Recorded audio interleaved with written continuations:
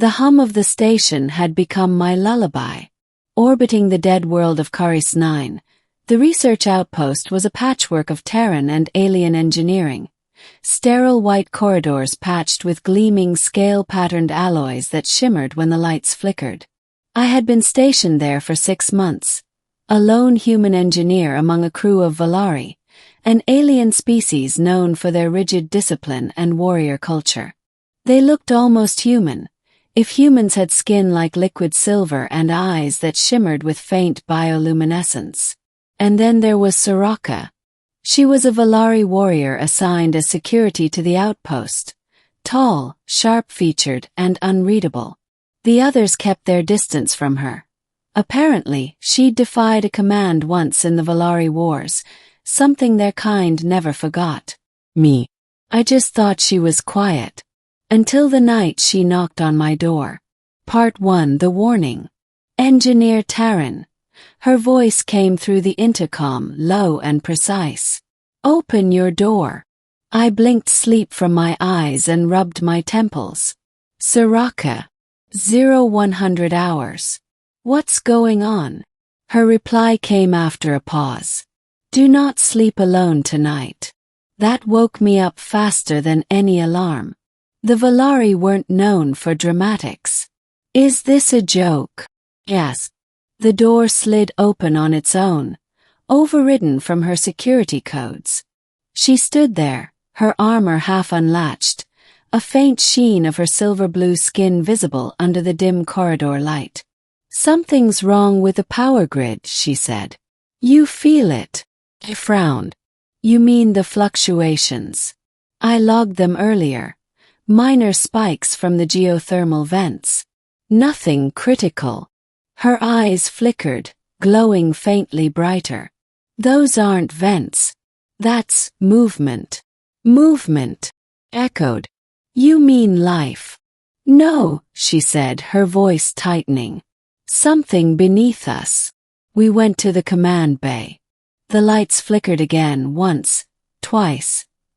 Then dimmed to a sickly orange hue. The hum I'd grown used to changed pitch. Deeper, slower, almost like a growl. Soraka's hand went to the hilt of her plasma blade. That sound, it's not the reactors. I brought up the diagnostics. Power draw is spiking. Wait, this can't be right. Something's siphoning energy from our systems. The floor vibrated under my feet. Then everything went dark. Part 2: The Darkness Below. The emergency lights flicked on, blood-red and eerie. Somewhere in the distance, metal groaned like something massive was pressing against the hull. Soraka stepped closer, her armor plates realigning with mechanical clicks. We need to reach the reactor core. Whatever this is, it's there. I grabbed a toolkit and flashlight. And the others? Already gone, she said flatly. Their vitals disappeared from the monitors 20 minutes ago. My throat tightened. You knew. And didn't wake me. She turned, eyes glowing brighter in the dim light. I needed to be sure you would listen when I did. There was something about her tone, not fear, but urgency wrapped in something else. Concern. For me. We moved through the narrow corridors, emergency lights painting the walls crimson. Occasionally, I thought I heard movement behind us, a scrape of metal, a breath. But every time I turned, there was only the hum of the dying station. At the cargo bay, the power console flickered. I knelt to access it. If I can reroute. Soraka's hand clamped on my shoulder. Quiet. Her ears, slightly pointed, ridged with faint luminescent patterns, twitched. Then she drew her blade.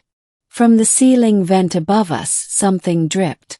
Not water, black, oily, and faintly alive. It hit the floor with a sizzle. Then it moved. The creature dropped from the vent like liquid metal given form. No eyes, no mouth. Just a shifting mass that pulsed with faint electric light. Soraka shoved me aside and slashed. The plasma edge met the creature with a hiss and burst of sparks. It screamed, a metallic shriek that made my teeth ache, then recoiled into the wall, vanishing into a vent shaft. What was that? Gasped. Her face hardened. Not Valari. Not human. Something older. Older. She glanced at me. Caris 9 was dead long before we came. Now I think. It was never empty. Part 3: The Pact. We reached the reactor chamber. It was massive, a cavern of steel and shadow. The hum was louder here, almost like a heartbeat. I moved toward the control terminal, but Soraka stopped me again. If it attacks, you run. You understand. I almost laughed, out of disbelief more than humor. Run where? We're in orbit above a toxic planet. There's nowhere to go. Her expression softened, just for a second. Then stay close to me. I met her gaze. For the first time, I noticed the faint shimmer in her eyes wasn't just light. It was emotion, fear, and determination. We powered down the grid manually. The lights dimmed again, and the hum quieted. For a moment there was silence. Then the floor cracked. A tendril of that same black substance emerged, followed by another, wrapping around pipes, tearing through the floor like roots. The creature from before multiplied. A hive of writhing energy drainers. They feed on power, I realized aloud. That's why. Talk less. Move. Soraka shouted. She waded into the fray, plasma blade glowing bright as a sun. The creatures shrieked and writhed around her. I tried rerouting power through the auxiliary core, hoping to fry the conduits, a last-ditch overload. One tendril shot toward me. I barely dodged, but it grazed my arm, burning cold like liquid nitrogen. Soraka! Yelled. She turned, saw the tendril, and without hesitation, grabbed it with her bare hand. Her armor crackled, circuits overloading, but she didn't let go. With a snarl, she slammed her glowing palm into the reactor controls. The blast of energy that followed knocked me backward. When I came to, the lights were back. Bright, blinding, clean. The creatures were gone. Disintegrated. The smell of ozone filled the air. Soraka was on the ground, armor scorched, breathing ragged. I rushed to her, tearing off what was left of her chest plate to check for wounds. I told you, she whispered weakly. Don't sleep alone. Part 4: After the Light. She survived. Barely. We stabilized her in the med bay, though half the station's systems were fried beyond repair. I spent the next few hours trying to patch everything I could while she rested in a recovery pod. When she finally stirred, her eyes opened slowly, glowing softly again. You stayed, she murmured. Yeah, I said, exhaling in relief. You saved us. I wasn't going anywhere. Her lips curved faintly, not quite a smile but close. You humans. Strange creatures. You care too much. You call that strange. To the Valari, she said. Yes.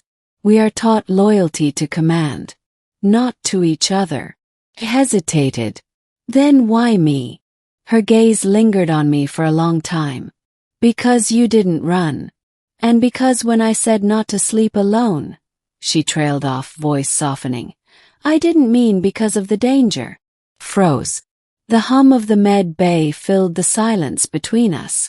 Her hand, still weak, trembling, reached toward mine. I felt something, she said quietly. When I thought I might die. It wasn't fear. It was regret. That you'd be alone. I took her hand gently. Her fingers were warm now, no longer cold metal or alien armor. Just flesh, alive, fragile. You're not going anywhere, I said. Not while I'm here.